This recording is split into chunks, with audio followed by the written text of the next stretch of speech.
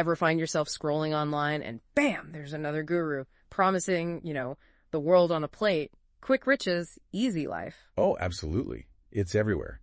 And that's exactly what we're diving into today. We're kind of peeling back the curtain on the psychology they use. Right, the tactics behind selling those courses, those get-rich-quick ideas. Exactly. And this comes from, well, just observing these figures, analyzing how they operate online. The goal here really is to help you, the listener, spot these techniques, become a bit more discerning, maybe avoid some pitfalls. Yeah, definitely. So one of the big ones you see constantly is scarcity. Only 3 spots left, or this price disappears tonight. Yes, the ticking clock. It makes you feel that pressure, that urgency. It really does. It plays directly on FOMO, the fear of missing out. Psychologically, we're often more motivated to avoid a loss than to achieve a gain. So that limited time thing, it feels like you're about to lose an opportunity. Makes sense. It can push you into making a decision faster than you normally would. Impulsively even. And then there's how they present themselves. The whole image of untouchable success. Authority, right? Absolutely critical. It's all about projecting authority and expertise. Think rented mansions, maybe a luxury car that isn't theirs, talking really confidently, name dropping. Throwing around jargon, maybe? Sometimes, yeah. Or just speaking with such conviction. And those testimonials, often carefully curated, they add to that image. It's the perception of success that often matters more than the reality.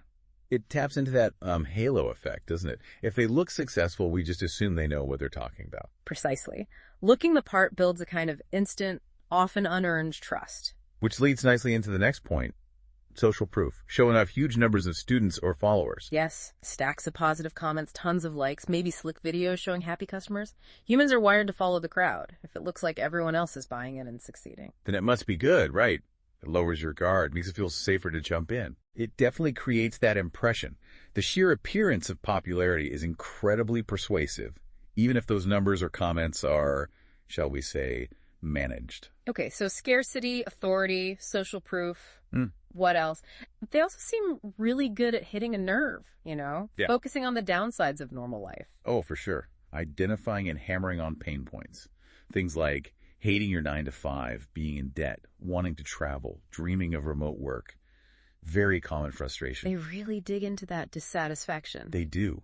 Because by constantly reminding you of what you don't like about your current situation, they build an emotional connection.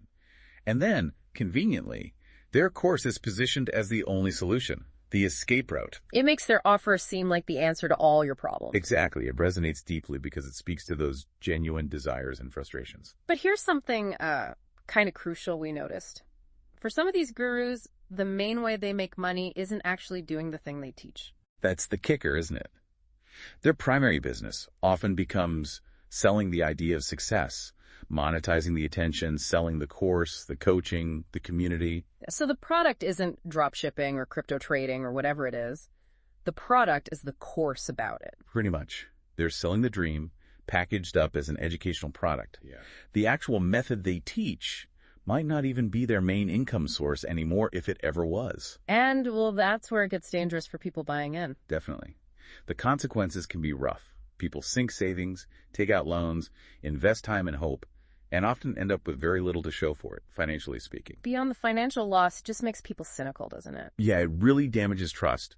It makes it harder for legitimate online educators and businesses because people become understandably skeptical of everything. So the big takeaway for you listening is you really need to approach these things with a critical eye. Absolutely. Be wary of those high-pressure tactics. If someone insists you need blind trust, or if their claims seem too good to be true and lack real, verifiable proof, pause. Step back. Do your own homework. Don't get swept up in the hype. Right. Real skills, real businesses. They usually take time, effort, learning, patience. There's rarely an overnight secret. Focus on that real effort. Build actual skills. That's the more reliable path, even if it's not as glamorous sounding. Couldn't agree more. Patience and building something tangible almost always wins out over the quick fix promises. So think about it. Now that you know these plays, how might you look at those online offers a bit differently next time? Something to mull over.